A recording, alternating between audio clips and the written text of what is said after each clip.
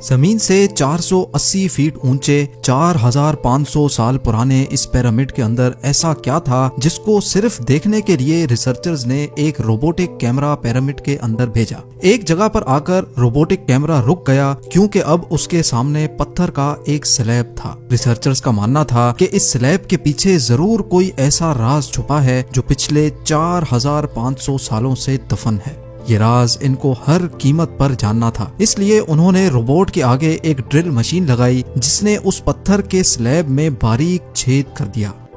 अब इस छेद के अंदर एक कैमरा भेजा गया जिसने स्लैब के उस पार एक ऐसा मंजर देखा जो पिछले 4500 सालों से किसी ने भी नहीं देखा था। ज़ेम टीवी की वीडियोस में एक बार फिर से खुशामदीद। नाजरीन, मिस्र यानी इजिप्ट में टोटल 138 ऊंचे तरीन पिरामिड्स मौजूद हैं जिन्होंने पिछले हजारों सालों से दर्जनों अर्थक्वेक्स और कई खतरनाक तूफान का सामना किया। लेकिन मजाल है इनमें से कोई एक भी इधर से उधर हुआ हो। इनमें से सबसे ऊंचा और बड़ा pyramid the great pyramid of Giza कहलाता है और इस पिरामिड की बेस का एरिया 13 एकर्स है। यानी इस पिरामिड के अंदर हैरत अंगेज तौर पे एक दो नहीं बल्कि पूरी 9 फुटबॉल फील्ड्स आराम से फिट आ सकती हैं। एक एस्टीमेट के हिसाब से इस पिरामिड में टोटल 23 लाख बड़े बड़े पत्थरों का इस्तेमाल हुआ, जिनमें से कई पत्थरों का वजन 50 टन भी था। अगर इसके टोटल वजन का अंदाजा लगाया जाए तो इस पिरामिड का वजन 60 लाख टन है, जो 12 बुर्ज खलीफा के वजन के बराबर बनता है।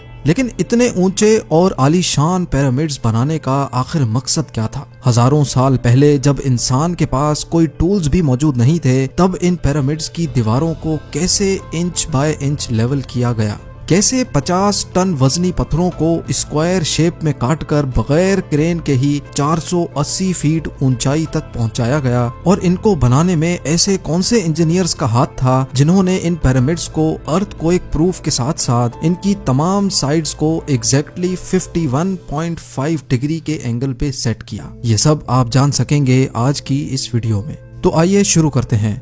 Challenge number 1।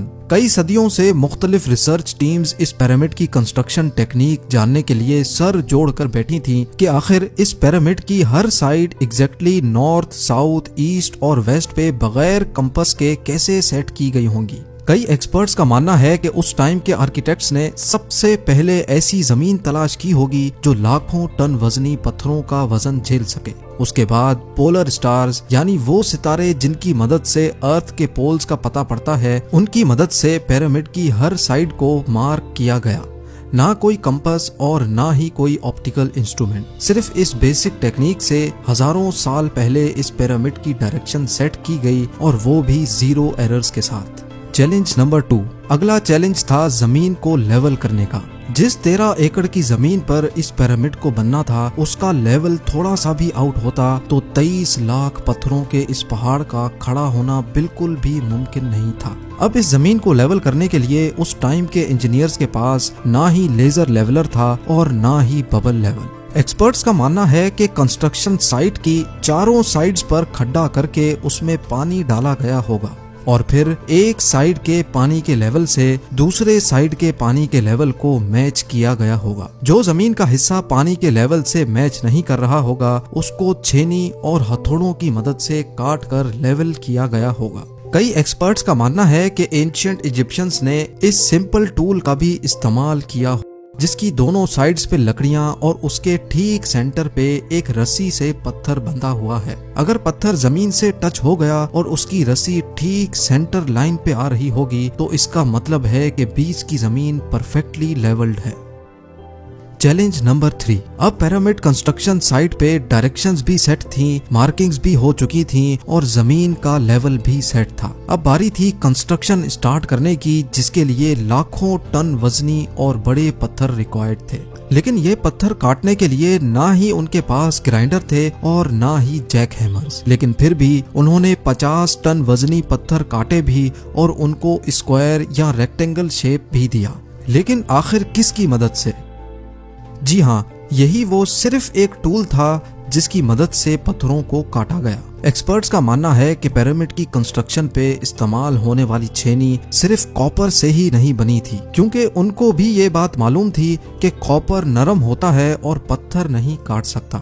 इसलिए इसमें एक केमिकल आर्सेनिक भी शामिल किया गया था। कॉपर और आर्सेनिक से बनाई जाने वाली ये छेनी लकड़ियों के हथौड़ों से पत्थरों पर ठोकी जाती थी और कई घंटों की मेहनत के बाद बड़े बड़े पत्थर शेप में लाए जाते थे।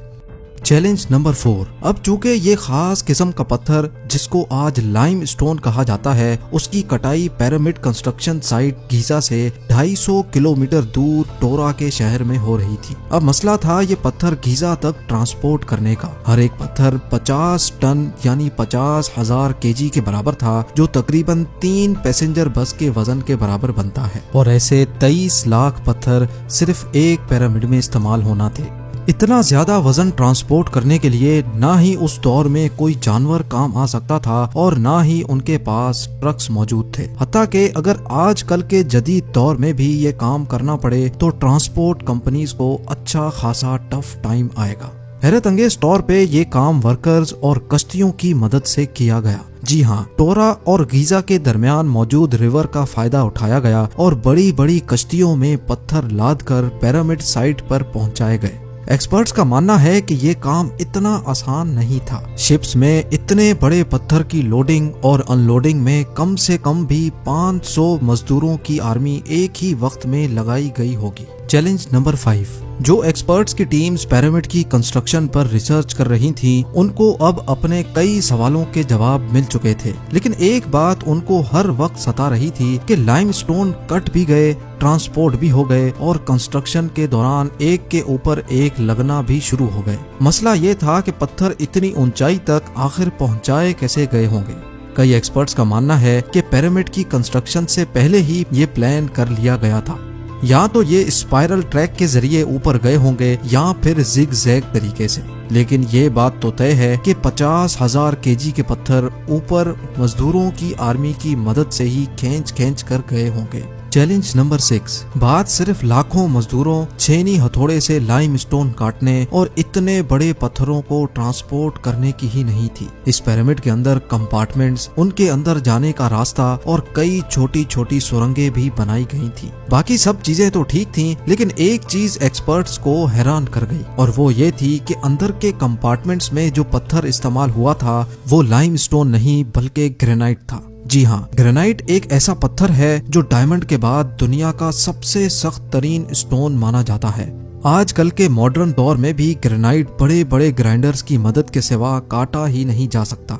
दुनिया भर से कई आर्कियोलॉजिकल एक्सपर्ट्स को पिरामिड का विजिट भी करवाया गया, लेकिन किसी को भी इस बात का सुराग नहीं मिला कि 4500 साल पहले इजिप्शियंस ने ग्रेनाइट जैसे ठोस पत्थर को इतनी सफाई से कैसे काटा था। आखिरकार कई सालों के बाद एक्सपर्ट्स ने इस मिस्ट्री को भी सॉल्व कर दिया। इजिप्शियंस ने ग्रेनाइट को इतनी सफाई से एक ऐसे आरे से काटा था जिसके दांत ही नहीं थे। जी हाँ, बगैर दांतों वाले इस आरे के दोनों साइडों पर वजन डालकर इसको ग्रेनाइट पर चलाया जाता था और बीच में बजरी डाली जाती थी। एक्सपर्ट्स का मानना है कि इस तरीके से इतने बड़े पत्थर को काटने में 4 महीनों का वक्त लग जाता था।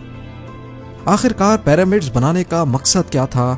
इन पिरामिड्स को बनाने में कितने मजदूर एक ही वक्त में काम करते थे? और रोबोटिक कैमरा ने जब पिरामिड के अंदर पत्थर के स्लैब में सुराख किया तो उसके अंदर वो कौन सा मंजर देखा गया जो पिछले 4500 सालों से किसी ने भी नहीं देखा था? ये सब और इससे भी ज्यादा आप जान सकेंगे इस वीडियो के पार्ट 2 में। आप लोगों के प्यार भरे कमेंट्स और लाइक्स का बेहद शुक्रिया। मिलते हैं वीडियो के अगले शानदार पार्ट में।